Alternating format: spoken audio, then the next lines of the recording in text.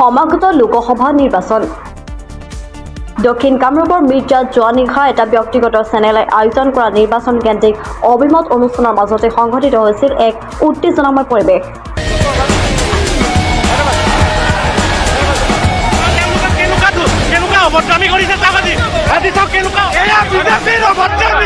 অভিযোগ প্ৰতি অভিযোগ তথা শাসকীয় পক্ষৰ বিৰোধী ঐক্যৰ বাক্যবান। অনুষ্ঠানৰ মাজতে বাকযুদ্ধৰ সমান্তৰালকৈ সংঘটিত হোৱা হতাহতি কেন্দ্ৰ কৰি দুয়োপক্ষই প্ৰশাসনৰ প্ৰশ্ৰয় লয়। আনফালে উক্ত ঘটনা সন্দৰ্ভত উচিত ন্যায় বিচাৰি পলাশবাৰী ৰাজচক্ৰৰ বিষয়াক এখন স্মাৰক পত্ৰ প্ৰদান কৰে বিৰোধী ঐক্যৰ নেতা তথা অসম জাতীয় পৰিষদৰ যুটীয়া সম্পাদক পংকজ লোচন গোস্বামীয়ে। অসম জাতীয় পৰিষদৰ যুটীয়া সম্পাদক পংকজ লোচন গোস্বামীয়ে ৰাজচক্ৰৰ বিষয়া হিমন্ত্ৰী বৰাক সাক্ষাৎ কৰি স্মাৰক পত্ৰখন প্ৰদান কৰি ঘটনাৰ বিৱৰণ দাঙি ধৰে। নাই, যোৱা ৰাতি মিৰ্জা শ্বহীদ ভৱনত এটা ছেটেলাইট চেনেলে তেখেতসকলৰ নিৰ্বাচনী কাৰ্যসূচী ৰূপায়ণ কৰিছিলে, প্ৰচাৰ কাৰ্যসূচী, অভিমত কাৰ্যসূচী এটা ৰূপায়ণ কৰিছিলে। তাত মই ক'বলগীয়া একো নাই। তাত সেই অনুষ্ঠানটো চলি থকা সময়ত তাত থকা মানুহখিনিৰ আচৰণখিনি চালে আমাৰ প্ৰতিবাদৰ কাৰণটো আপোনালোকে বুজি পাব। তাত শাসকীয় পক্ষই যি ধৰণৰ আচৰণ কৰিলে, গণতন্ত্ৰৰ চতুৰ্থ স্তম্ভক তেখেতসকলে যি ধৰণে অপমানিত কৰিলে তাৰ আমি প্ৰতিবাদ কৰিছোঁ। প্ৰথম কথা, এজন সংবাদসেৱীয়ে সাংবাদিকতা কৰি থকা সময়ত হাতৰ পৰা সন্মানীয় বুমটো কাঢ়ি লৈ অভদ্ৰামী কৰাটো এইটো আমি কেতিয়াও গ্ৰহণযোগ্য নহয়। দ্বিতীয় কথা, আমি বিৰোধী পক্ষৰ সমৰ্থক, তেখেতসকল শাসকীয় পক্ষ, গণতন্ত্ৰত এইটো থাকিবই আৰু আমি সৌহাৰ্দ্যপূৰ্ণভাৱে গোটেই অনুষ্ঠান চলি থকাটো বিচাৰোঁ। এই অনুষ্ঠান শেষ হোৱাৰ পিছত অসম জাতীয় পৰিষদৰ প্ৰচাৰ বিভাগত থকা আমাৰ সন্মানীয় সদস্য এগৰাকীক, তেখেতসকলৰ কেইবাজনো নাম জানো, মই ৰাজহুৱাভাৱে ক'ব খোজা নাই, তেওঁলোকো মোৰ ভাতৃ, সংশোধন হ'লে ভাল পাম, ভৱিষ্যতলৈ সংশোধন হ'লে ভাল পাম, কাৰণ এদিন তেওঁলোকৰ এদিন আৰু বেলেগৰো হৈ থাকিব। গতিকে তেওঁলোকে বাটাগুচি ধৰি মাৰপিট পৰ্যন্ত কৰিছে, তৰ্ক বিতৰ্ক কৰিছে।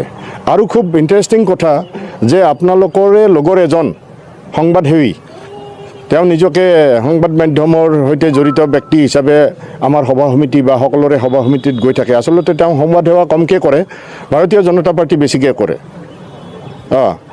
আমাৰ আপত্তি নাই, এজন সংবাদসেৱী যে কিবা ৰাজনৈতিক আদৰ্শক স্বীকাৰ কৰি ল'ব নোৱাৰিব, তাত আমাৰ কোনো ক'বলগীয়া নাই। কিন্তু এটা সামান্য পোষ্ট এটাক লৈ, ছ'চিয়েল মিডিয়াৰ পোষ্ট এটাক লৈ প্ৰথম তৰ্কাতৰ্কি আৰু প্ৰথম পৰিৱেশ গৰম কৰা গোটেই কামটো তেওঁ আৰম্ভ কৰে। গতিকে আমি তেওঁৰ দায়িত্ব আৰু কৰ্তব্য পালন কৰি ভৱিষ্যতে সামাজিক স্থানত তেওঁৰ নিজৰ মৰ্যাদা ৰক্ষা কৰিবৰ কাৰণে আমি তেখেতক অনুৰোধ কৰিলোঁ। আৰু আমাৰ কোনো শত্ৰুতা নাই, কিন্তু তেখেতৰ আচৰণে তেখেতৰ পৰিচয়, তেখেত কিমান জ্ঞানী, তেখেত কিমান কি, তেখেতে নিজৰ আচৰণেৰে পৰিচয় দিছে, নিজৰ কথা বতৰাৰে পৰিচয় দিছে। আমি এইবিলাকৰ পৰা আঁতৰত থকাটো বিচাৰোঁ। তেখেতক আমি অনুৰোধ কৰিছোঁ বা তেখেতৰ এই আচৰণক আমি ধিক্কাৰ দিছোঁ। এইখিনি যোৱাকালিৰ ৰাজনৈতিক বাতাবৰণ। আৰু চৰকাৰী পক্ষই যি ধৰণে ৰাজহুৱা ঠাইত অনুমতি অবিহনে চৰকাৰী ইলেক্ট্ৰিক পোষ্ট, চৰকাৰী ৱাল, চৰকাৰী অফিচ কাছাৰীত তেওঁলোকৰ বেনাৰ পোষ্টাৰ মাৰি নিৰ্বাচনী আচৰণ বিধি ভংগ কৰিছে, এইটোত আমাৰ তীব্ৰ বিৰোধিতা আছে। এইটোত ইলেকশ্যন কমিশ্যনে দেখিও নেদেখাৰ ভাওজুৰি এটা মানে আমাৰ প্ৰতি অন্যায় কৰিছে। গতিকে এই আচৰণটো সম্পৰ্কটো আমি আজি চক্ৰ বিষয়া মহোদয়াক আমি জনালোঁ।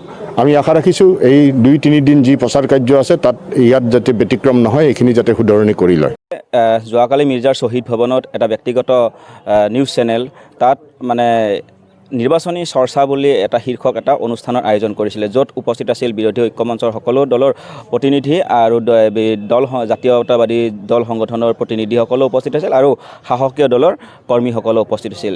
তো সেই সময়ত সকলোখিনি ঠিকে ঠাকে চলি আছিলে, কিন্তু এটা সময়ত এনেকুৱা এটা পৰ্যায় পালে বিজেপিৰ কৰ্মীয়ে হঠাৎ উঠি আহি তেওঁলোকে সেই সংবাদ মাধ্যমৰ যোন প্ৰগ্ৰেমটো আঁত ধৰি আছিলে, তো সেই সাংবাদিকজনৰ বুমটো তেওঁলোকে হাতেৰে ধৰি দলিয়াব বিচাৰে। তো এইটো এটা বৃহৎ এটা লজ্জাজনক ঘটনা। আৰু যিটো এটা গণতন্ত্ৰৰ চতুৰ্থ স্তম্ভ বুলি আমি যাক কওঁ সংবাদ মাধ্যমক, সেই গণতন্ত্ৰৰ চতুৰ্থ স্তম্ভক হাত দিয়া সাহস তেওঁলোকে প্ৰথমতে ক'ত পালে, মই এইটো কুৱেশ্যন কৰিব বিচাৰিছোঁ।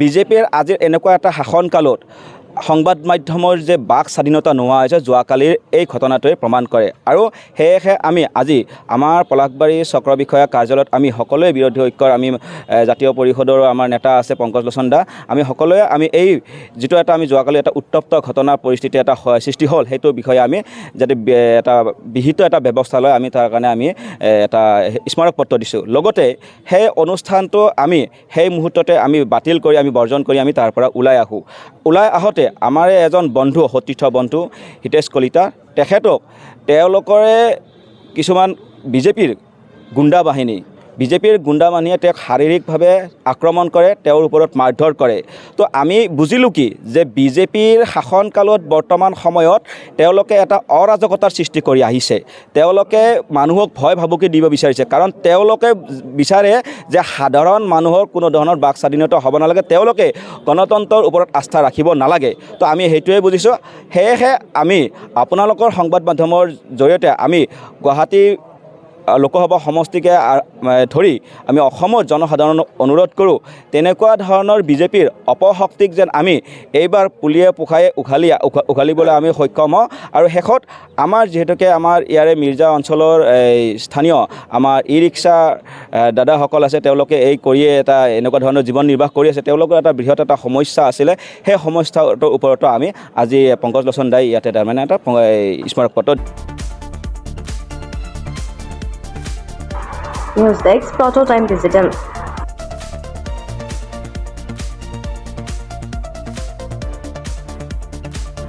ৰঙালী বিহু আৰু ঈদৰ শুভেচ্ছাৰে স্পেচ অটোমোবাইলছে লৈ আহিছে আপোনালোকলৈ বিশেষ অফাৰ